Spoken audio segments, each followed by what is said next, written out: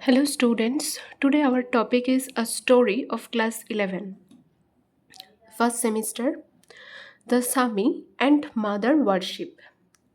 লিখেছেন কে? সিস্টার নিবেদিতা। এখানে স্বামী অর্থাৎ স্বামী বিবেকানন্দ, স্বামীজি, এবং মা অর্থাৎ আমাদের জগৎমাতা কালী। তো সিস্টার নিবেদিতার এই স্বামী অ্যান্ড মাদার ওয়ার্শিপ যেটা লিখেছেন স্বামী বিবেকানন্দের ব্যাপারে এবং মাতৃপূজার ব্যাপারে, এটা তার একটা বইতে প্রকাশিত হয়েছিল। কি বই? না, the master as I saw him. The master as I saw him বইতে চ্যাপ্টার 11-এ সিস্টার নিবেদিতা এইটা লিখেছিলেন, স্বামী অ্যান্ড মাদার ওয়ার্শিপ, এবং এটাই প্রকাশিত হয়েছিল, যেটাই ক্লাস 11-এ দেওয়া হয়েছে ফার্স্ট সেমিস্টারে। So students, let's start the story. তো এই গল্পে কি বিষয়ে বলেছেন সিস্টার নিবেদিতা? না, ঈশ্বর উপাসনার সময় একজন উপাসকের বা শিষ্যের মনের ভাব কীরকম হওয়া উচিত সেই বিষয়ে স্বামীজির চিন্তা ভাবনার কথা এই গল্পে তিনি তুলে ধরেছেন। এছাড়া হিন্দু ধর্মের বিষয়ে স্বামীজির যে মতাদর্শ সেইটাকেও তিনি এই গল্পে তুলে ধরেছেন সিস্টার নিবেদিতা। তো শুরু করা যাক গল্প স্বামীজি এবং মাতৃ উপাসনার ব্যাপারে। The story of the glimpse which I caught of this part of the Swami's life would be singularly incomplete. সেই ঝলকের যে কাহিনী যেটা আমি পেয়েছিলাম স্বামীজির জীবনের এই অংশ থেকে, এটা অসম্পূর্ণ থেকে যাবে if it contained no mention of his worship of the mother. যদি আমি এখানে স্বামীজির মাতৃ উপাসনার যে মতাদর্শগুলো সেইগুলো যদি আমি উল্লেখ না করি, তাহলে এটি অসম্পূর্ণ থেকে যাবে। তাহলে স্বামীজির জীবনের এই অংশ বলতে, এখানে এই অংশ বলতে বলা হয়েছে ঈশ্বর উপাসনার সময় একজন উপাসকের বা শিষ্যের মনের ভাব কীরকম হওয়া উচিত সেই বিষয়ে স্বামীজির চিন্তা ভাবনার কথা বলা হয়েছে এই অংশে। তাহলে এখানে যদি এটা এই অসম্পূর্ণ থেকে যাবে যদি সিস্টার নিবেদিতা এই মাতৃপুজোর কথা উল্লেখ না করেন। Spiritually speaking, I have always felt that there were two elements in his consciousness. আধ্যাত্মিক দিক থেকে বলতে গেলে আমি সবসময় অনুভব করেছি, আমি অর্থাৎ সিস্টার নিবেদিতা, যে স্বামীজির চেতনার মধ্যে দুটো উপাদান ছিল। Undoubtedly, he was born a ব্রহ্মজ্ঞানী, as Ramakrishna Paramhansa so frequently insisted. নিঃসন্দেহে স্বামীজি জন্মগ্রহণ করেছিলেনই একজন ব্রহ্মজ্ঞানী হিসেবে, যেমনটা শ্রী রামকৃষ্ণ পরমহংসদেব বারংবার জোর দিয়ে বলেছিলেন। ব্রহ্মজ্ঞানী কথার অর্থ হলো একজন আলোকপ্রাপ্ত ব্যক্তি যিনি ব্রহ্ম সম্পর্কে জ্ঞান অর্জন করেছেন। ব্রহ্ম কি? না, বেদান্ত অনুযায়ী ব্রহ্ম হলো একটি পরম সত্য। ব্রহ্ম হলো একটা চিরন্তন সত্তা, চিরন্তন জ্ঞান, চিরন্তন আনন্দ, যাকে আমরা সচ্চিদানন্দ বলে থাকি। ব্রহ্ম হলো পরম শুদ্ধ, সর্বব্যাপী, অসীম, নিরাকার। বিশেষ সাধনার মাধ্যমেই আমরা একমাত্র ব্রহ্মকে পেতে পারি। When he was only 8 years old, sitting at his play, he had developed the power of entering samadhi. যখন স্বামীজির 8 বছর বয়স ছিল, যখন তিনি বসে বসে খেলা করছিলেন, তখনই স্বামীজির মধ্যে সমাধিতে প্রবেশ করার ক্ষমতার বিকাশ ঘটে। সমাধি কি? না, গভীর ধ্যানের মাধ্যমে অর্জিত তীব্র একাগ্রতার একটি অবস্থাকে আমরা সমাধি বলে থাকি। The religious ideas towards which he naturally gravitated were highly abstract and philosophical. যে ধর্মীয় মতাদর্শ বা ধারণার প্রতি স্বামীজি স্বাভাবিকভাবেই আকৃষ্ট ছিলেন, সেটা কিসের ধারণা? না, বিমূর্ত এবং দার্শনিক। The very reverse of those which are commonly referred to as idolatrous. আর এই যে দার্শনিক বা বিমূর্ত যে মতবাদ, এইটা পুরোপুরিভাবে বিপরীত ধর্মী মতবাদ ছিল। কিসের? না, মূর্তি পূজার বিপরীত। অর্থাৎ এক কথায় বলতে গেলে স্বামীজি দর্শন মেনে চলতেন বা বিমূর্তবাদকে বিশ্বাস করতেন। তিনি মূর্তি পূজার বিরোধী ছিলেন, মানে মূর্তিতে যে দেবদেবীর অবস্থান সেটা তিনি বিশ্বাস করতেন না। এক কথায় বলতে গেলে তিনি একেশ্বরবাদীতে বিশ্বাসী ছিলেন বা ব্রহ্মকে বিশ্বাস করতেন। In his youth, and presumably when he had already been some time under the influence of Sri Ramakrishna, he became a formal member of the সাধারণ ব্রাহ্ম সমাজ। তার ইউথের সময় অর্থাৎ তার যৌবনকালে স্বামীজি সম্ভবত যখন ইতিমধ্যেই তিনি এসে পড়েছেন শ্রী রামকৃষ্ণ পরমহংসদেবের আন্ডারে বা প্রভাবে, তিনি তখন একজন সদস্য হয়েছিলেন স্বামীজি। কোন সংগঠনের? না, সাধারণ ব্রাহ্ম সমাজ বলে একটা সংগঠনের সদস্য হয়েছিলেন স্বামীজি। সাধারণ ব্রাহ্ম সমাজ হচ্ছে একেশ্বরবাদী বা ব্রহ্মের উপাসকদের একটি সংগঠন ছিল, যেটি 1878-এ এস্টাবলিশড হয়েছিল। আনন্দমোহন বসু, শিবনাথ শাস্ত্রী, উমেশচন্দ্র দত্ত এই সংগঠনের বা এই সাধারণ ব্রাহ্ম সমাজের মেম্বার্স ছিলেন। নিরাকার ঈশ্বরের উপাসনা করা এবং মূর্তি পূজার বিরোধিতা বা প্রত্যাখ্যান করাই ছিল এই সাধারণ ব্রাহ্ম সমাজের মূল উদ্দেশ্য। তো এই সমাজের, যেহেতু স্বামীজিও মূর্তি পূজার বিরোধী ছিল, তিনিও একেশ্বরবাদীতে বিশ্বাস করতেন বা ব্রহ্মকে বিশ্বাস করতেন, সেহেতু তিনিও সাধারণ ব্রাহ্ম সমাজে যোগদান করেছিলেন। In England and America, he was never known to preach anything that depended on a special form. তিনি ইংল্যান্ড বা আমেরিকাতে এরকম কখনো কিছু ধর্মীয় বাণী প্রচার করেননি যেটা নির্ভর ছিল কোনো বিশেষ মূর্তির উপরে ভিত্তি করে বা বিশেষ আকৃতির উপরে ভিত্তি করে। সেরকম ধর্মীয় বাণী তিনি প্রচার করেননি। অর্থাৎ তিনি যে প্রচার করতে যেতেন ধর্মীয় বাণী, সেটা ওই একেশ্বরবাদ বা ব্রহ্মকে ভিত্তি করেই ছিল। The realisation of Brahma was his only imperative. ব্রহ্মকে উপলব্ধি করাই ছিল তার একমাত্র উদ্দেশ্য। দ্য অদ্বৈত philosophy his only system of doctrine. অদ্বৈত দর্শন ছিল তার একমাত্র মতবাদ। এই অদ্বৈত ফিলোসফি বা দর্শন কি? অদ্বৈত শব্দের অর্থ দুই নয়, যা সমস্ত কিছুর মধ্যে একটা ইউনিটি বা ঐক্যকে বোঝায়, যে প্রত্যেকটা জীব, প্রত্যেকটা বস্তুই সেই ব্রহ্মের অংশ বা পরম সত্তার অংশ। আমাদের কোনো আলাদা সত্তা নেই, আমরা সবাই সেই ব্রহ্মের অংশ বা একটা পরম সত্তার অংশ। অদ্বৈত দর্শন হলো হিন্দুদের বেদান্ত দর্শনেরই একটি শাখা, যা পরম ব্রহ্মকে এক এবং অভিন্ন বলে মনে করা হয়। যে একটাই ঈশ্বর, সেটাই হচ্ছে আমাদের পরম ব্রহ্ম এবং আমরা সবাই হলাম তারই অংশ। The realization, the Vedas and Upanishad, his sole scriptural authority. এবং বেদ এবং উপনিষদ ছিল তার একটা প্রামাণ্য গ্রন্থ, একমাত্র প্রামাণ্য গ্রন্থ। মানে এই বেদ উপনিষদের মতবাদগুলোকেই তিনি প্রচার করতেন। And yet, side by side with this, it is also true that in India the word mother was forever on his lips. আবার তবুও পাশাপাশি এটাও বলা যায় যে এটাও সত্য ছিল, আমাদের ভারতবর্ষে এই যে ওয়ার্ড বা কথা, শব্দটা মা বলে, যাকে জগৎমাতা বা কালী মাতা, যাকে মা বলা হচ্ছে, এই মা কথাটা সবসময়ই তার ঠোঁটে লেগে থাকতো, স্বামীজির ঠোঁটে লেগে থাকতো।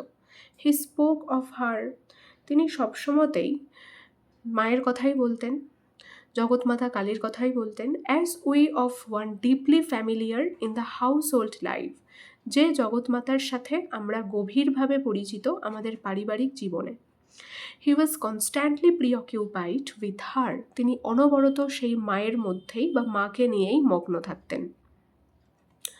মানে একদিকে তিনি ব্রহ্মের মতবাদ প্রচার করতেন, ব্রহ্মের বিষয়ে, পরম ব্রহ্ম, আবার একদিকে তিনি মাকে নিয়েও মগ্ন থাকতেন। Like other children he was not always good. আবার বলা যায় অন্যান্য ছেলে মেয়েদের মতো বা শিশুদের মতো সবসময় যে তিনি সুবোধ বালক ছিলেন তা নয়, সবসময় যে তিনি ভালো ছিলেন তা নয়। সামটাইমস হি উড বি নটি, কখনো কখনো স্বামীজিও দুষ্টু হতেন, অ্যান্ড রেবেলিয়াস, তিনিও বিদ্রোহী হয়ে উঠতেন, বাট অলওয়েজ টু হার, কিন্তু তিনি সবসময় মায়ের প্রতি মগ্ন থাকতেন। Never did he attribute to any other the good or evil that befell, যা কিছু ভালো ঘটুক বা যা কিছু খারাপ ঘটুক তার দায়ভার তিনি কখনোই অন্যের উপরে চাপিয়ে দিতেন না বা আরোপ করতেন না। অ্যাট্রিবিউট মানে আরোপ করা। On a certain solemn occasion, he entrusted to a disciple a prayer to her that in his own life had acted as a veritable charm. সোলেম হচ্ছে গুরুগম্ভীর আর ওকেশন হচ্ছে অনুষ্ঠান। তো কোনো এক গুরুগম্ভীর অনুষ্ঠানে তিনি অর্পণ করেছিলেন এক শিষ্যকে মায়ের একটা প্রার্থনা, যে মায়ের প্রার্থনা স্বামীজির নিজের জীবনেও একটা যথার্থ মন্ত্র শক্তির মতো কাজ করেছিল। And mind, he added suddenly, turning with what was almost fearness upon the receiver, make her listen to you. When you say it, none of that cringing to mother, remember. এছাড়া তিনি ওই শিষ্যকে এক প্রবলতার সাথে শিষ্যর দিকে ঘুরে বলেছিলেন, মনে রেখো যে যখন তুমি মায়ের কাছে প্রার্থনা করবে, এমনভাবে প্রার্থনা করবে যেন মা তোমার কথা শোনেন বা শুনতে বাধ্য হন। মায়ের কাছে ক্রিঞ্জিং অর্থাৎ অবনত হয়ে ভয়ে কাকুতি মিনতি করতে বারণ করছে। যেটুকু প্রার্থনা করতে বলছে নির্ভীকভাবে করতে বলছে, রিমেম্বার, আর এই কথাটা মনে রাখতে বলছে স্বামীজি সেই শিষ্যকে। Every now and then he would break out with some new fragment of description. এইভাবে যখন তখনই তিনি হঠাৎ করে কোনো এক নতুন বিষয়ের ব্যাপারে বর্ণনার আংশিক দিকটা তুলে ধরতেন তার সেই সমস্ত শিষ্যদের কাছে। আংশিক বর্ণনা তুলে ধরতেন কোনো বিষয়ের যখন তখন হঠাৎ করেই। The right hand raised in blessing, the left holding the sword, her curse is blessing. Swamiji বলতেন মায়ের ব্যাপারে বা জগৎমাতা কালীর ব্যাপারে যে তার ডান হাত উঠত আশীর্বাদের জন্য এবং তার বাম হাতে ধরা থাকত একটি তলোয়ার। মায়ের অভিশাপই হচ্ছে আশীর্বাদ। অর্থাৎ যা কিছু অশুভ ঘটে বা খারাপ ঘটে তার মধ্যে কোনো না কোনো কিছু শুভ জিনিস লুকিয়ে আছে। তাই স্বামীজি বলেছিলেন যে মায়ের অভিশাপই হচ্ছে আশীর্বাদ। Would be the sudden exclamation that ended a long reverie. Reverie কথার অর্থ হচ্ছে ভাবাবেশ। এইভাবেই একটা দীর্ঘ ভাবাবেশের পর তিনি আচমকা নিজের ভাবাবেগের বহিঃপ্রকাশ করতেন। Or becoming half lyric in the intensity of his feeling, deep in the heart of hearts of her own, flashes the blood, red knife of Kali.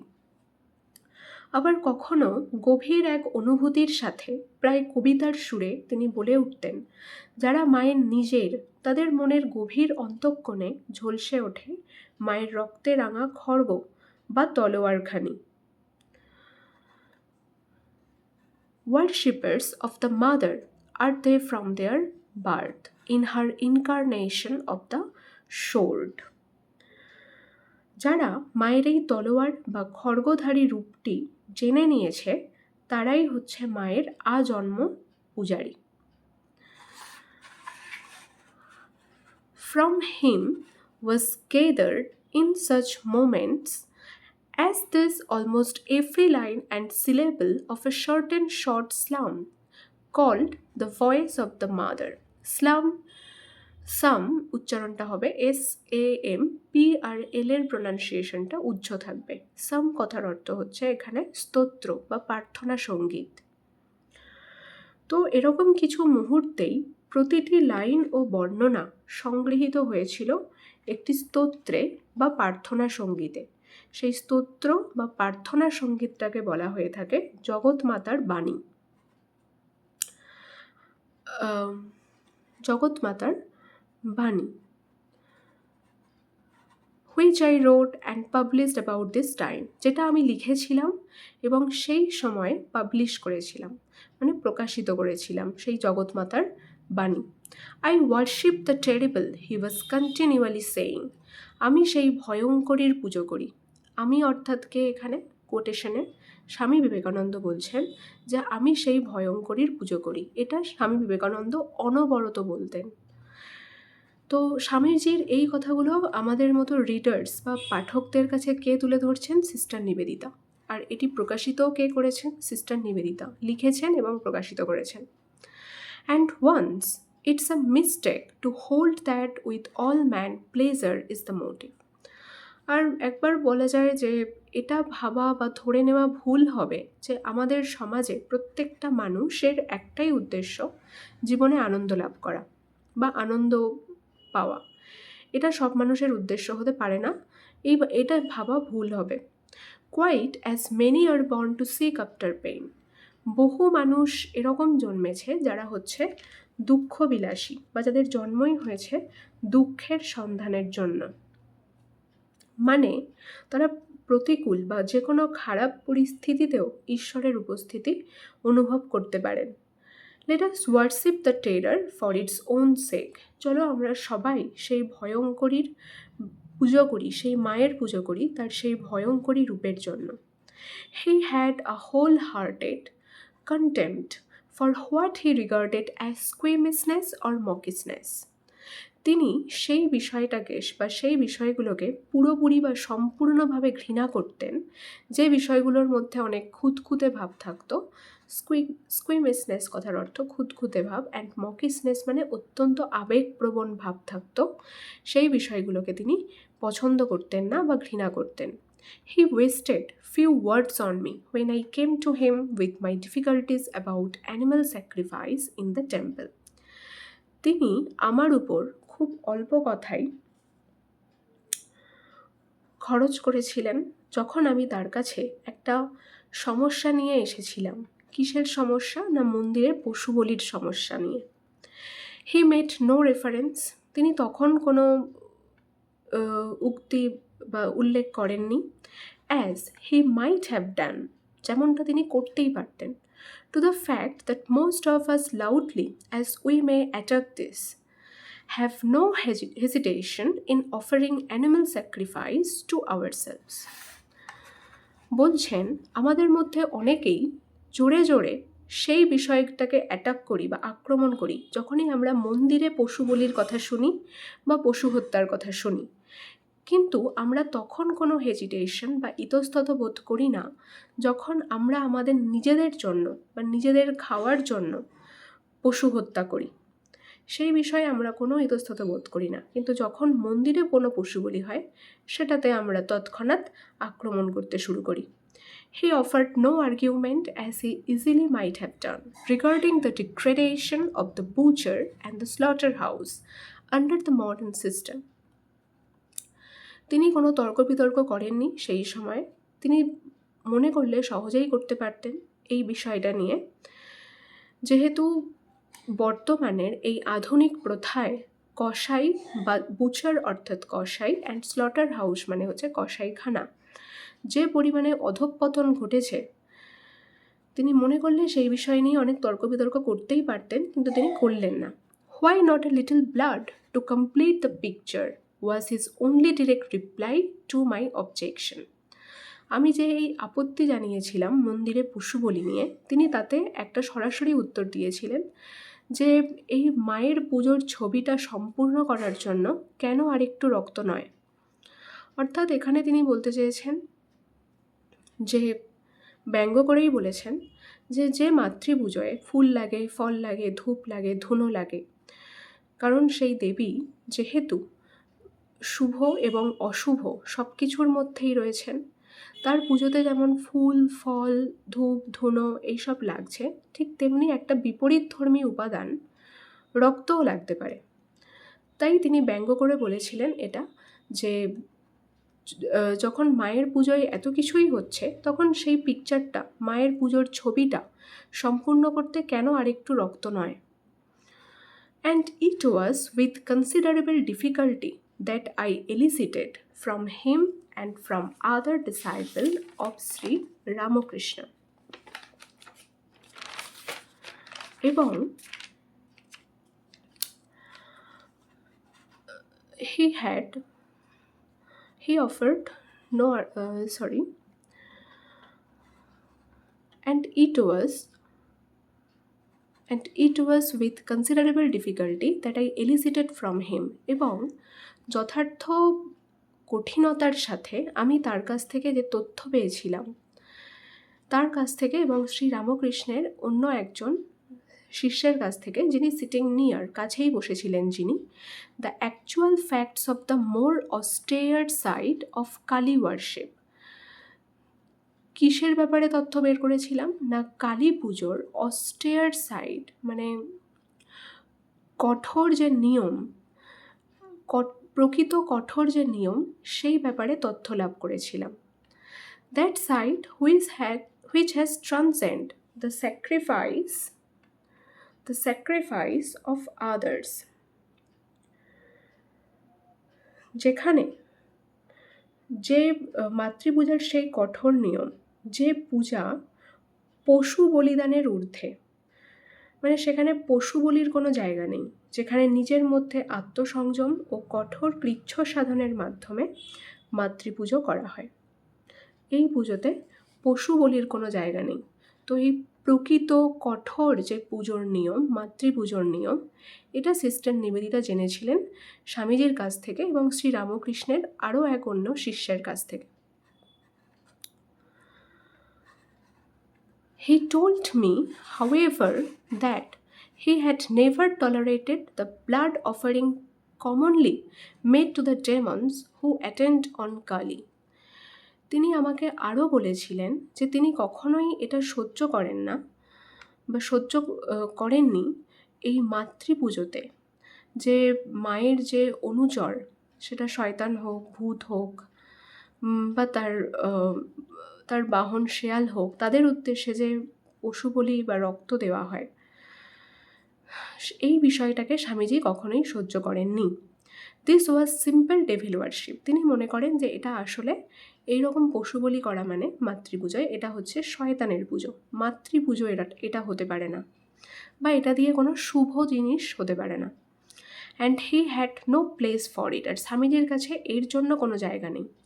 His own effort being constantly to banish fear and weakness from his own consciousness and to learn to recognize the mother as instinctively in evil, terror, sorrow, annihilation. তার নিজের প্রচেষ্টা কি ছিল, যে অনবরত ভয় এবং দুর্বলতাকে দূরে সরিয়ে দেওয়া তার নিজস্ব চেতনা থেকে, এবং তিনি শিখেছিলেন মাকে চিনতে, মাকে বুঝতে, সব কিছুর মধ্যেই, যে মা যেমন এভিল অর্থাৎ খারাপের মধ্যে আছেন, টেরার অর্থাৎ আতঙ্কের মধ্যে আছেন, সরো অর্থাৎ দুঃখের মধ্যে আছেন, অ্যানিহিলেশন ধ্বংস বা প্রলয়ের মধ্যে আছেন, as in that which makes for sweetness and joy, তিনি মিষ্টতা এবং আনন্দের মধ্যেও রয়েছেন আমাদের জগৎমাতা। It followed that the one thing he could not away with was any sort of watering down of the great conception. আর তার যে মাতৃ উপাসনার যে মহান ধারণা, এইটাকে যদি কেউ ওয়াটারিং ডাউন মানে এটাকে যদি কেউ ছোট করার চেষ্টা করে বা খামতি বার করার চেষ্টা করে তার এই ধারণাতে, তাহলে সেটা তিনি কখনো মেনে নিতেন না। ফুলস, তিনি বলতেন মূর্খ। হি এক্সক্লেইমড ওয়ান্স, তিনি একবার বলেছিলেন।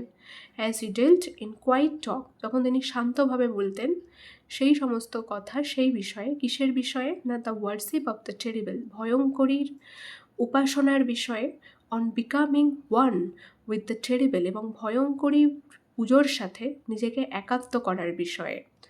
Fools, they put a garland of flowers round thy neck and then start back in terror and call thee the merciful.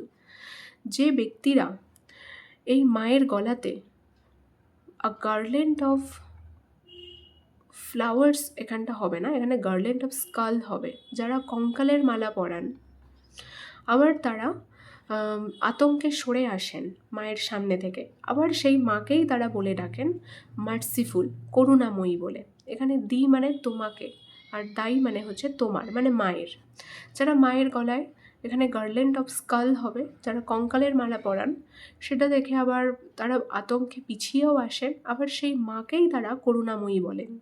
তো তাদেরকে তিনি মূর্খ বলেছেন। And as he spoke, the underlying egoism of worship that is devoted to the kind God, to providence, the consoling divinity, without a heart for God in the earthquake or God in the volcano, overwhelmed the listener. এবং তিনি আরও বলতেন, যে সমস্ত ব্যক্তিদের পুজোয় নিহিত থাকে ইগোইজম মানে অহংকার, তারা সেই অহংকার দিয়েই যা কিছু অর্পণ করেন সেই দয়ালু ভগবানের উদ্দেশ্যে। ইগোইজম অর্থাৎ অহংকার নিয়ে অর্পণ করেন, যা কিছু ভগবানকে দেন। টু প্রভিডেন্স দৈবকে দেন, দ্য কনসোলিং ডিভিনিটি সান্ত্বনাদায়ক দেবতাকে দেন, without a heart for God তাদের ভগবানের জন্য বা ভগবানের এই পুজোয় তারা মন দিয়ে করেন না বা হৃদয় দিয়ে করেন না। তাদের এই পুজোতে বা তারা যা কিছু ভগবানকে অর্পণ করেন বা ঈশ্বরকে অর্পণ করেন তাদের মধ্যে অহংকার থাকে বা অহংবোধ থাকে। যে ভগবান সব কিছুর মধ্যেই আছেন, ভূমিকম্প বা প্রলয়ের মধ্যেও রয়েছেন, আগ্নেয়গিরির অগ্নুৎপাতেও রয়েছেন, ভলক্যানো অর্থাৎ আগ্নেয়গিরি অগ্নুৎপাত। ওভারওয়েলম দ্য লিসেনার, আর স্বামীজির এই কথাগুলো তার শ্রোতারা বা তার শিষ্যরা আচ্ছন্ন হয়ে শুনতেন। One saw that such worship was at bottom, as the Hindu calls it, merely shopkeeping. একজন দেখেছিলেন এই ধরনের পুজো অত্যন্ত নিম্নমানের। হিন্দুরা বলে থাকে এটা এক প্রকার দোকানদারি, মানে ভগবানের কাছে প্রার্থনা করছে, তার বদলে তারা কিছু না কিছু চাইছে, আমাকে এটা দিতে হবে, আমাকে ওটা দিতে হবে, তাই এটাকে শপকিপিং বা দোকানদারি বলা হচ্ছে। And one realized the infinitely greater boldness and truth of the teaching. এবং একজন বুঝতেও পারে একটা অসীম মহান নির্ভীকতা বা সাহসিকতা এবং সত্য সেই শিক্ষার মধ্যে, যে শিক্ষা স্বামীজি দিচ্ছেন। কি শিক্ষা না, that god manifest through evil as well as through good, যে ঈশ্বরের প্রকাশ ঘটে যেমন খারাপের মধ্যে তেমনি ভালোর মধ্যেও, অর্থাৎ ঈশ্বর ভালো খারাপ সব কিছুর মধ্যেই আছেন, সব কিছুর মধ্য থেকেই ঈশ্বরের প্রকাশ ঘটে।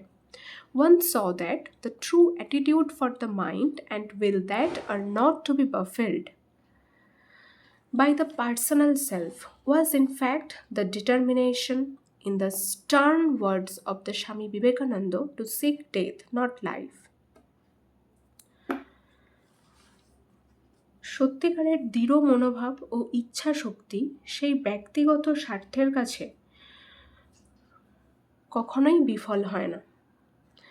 True attitude for the mind মানে হচ্ছে সত্যিকারের দৃঢ় মনোভাব, অ্যান্ড উইল মানে হচ্ছে ইচ্ছা শক্তি, এটা কখনোই পার্সোনাল সেলফ অর্থাৎ ব্যক্তিগত স্বার্থের কাছে বাফেল্ড মানে বিফল হয় না। ওয়াজ ইনফ্যাক্ট দ্য ডিটারমিনেশন, এটা আসলে একটা দৃঢ় সংকল্প। স্বামীজির কঠোর ভাষায় বলতে গেলে তিনি বলতেন, to seek death not life, যে তোমরা মৃত্যুকে অনুসন্ধান করো, জীবনকে নয়। To hurl oneself upon the sword points, to become one with the terrible for evermore, নিজেকে নিক্ষেপ করতে বলছে তলোয়ারের মুখে মানে প্রতিকূল পরিস্থিতিতে, এবং ওই ভয়ঙ্করীর পুজোর সাথে নিজেকে একাত্ম করতে বলছে সারা জীবনের জন্য। অর্থাৎ স্বামীজি বলছেন মানুষের জীবনে দুই আসে, ভালো সময় বা প্রতিকূল পরিস্থিতি। তো যেমন মানুষ ভালো জিনিসটাকে অ্যাকসেপ্ট করে নেয় খুশিভাবে, ঠিক তেমনি তাদের জীবনে যদি কোনো প্রতিকূল পরিস্থিতি আসে সেটাকেও অ্যাকসেপ্ট করতে হবে, তবেই তারা ঈশ্বরের কাছে আশ্রয় পাবে। মৃত্যুকে ভয় না পেয়ে তাদেরকে প্রতিকূল পরিস্থিতিকেও অ্যাকসেপ্ট করতে হবে, যে কোনো খারাপ পরিস্থিতিকে মেনে নিতে হবে যে ওটাই ঈশ্বরের ইচ্ছা, তবেই সে ঈশ্বরের কাছে আশ্রয় পাবে। It would have been altogether inconsistent with the Swami's idea of freedom to have sought to impose his own conceptions on a disciple. এই যে স্বামীজির ধারণা ছিল মুক্তি লাভের বিষয়ে বা স্বাধীনতার বিষয়ে, এটা সম্পূর্ণভাবে একটা অসঙ্গতিপূর্ণ ছিল। To have sought to impose his own conception on a disciple,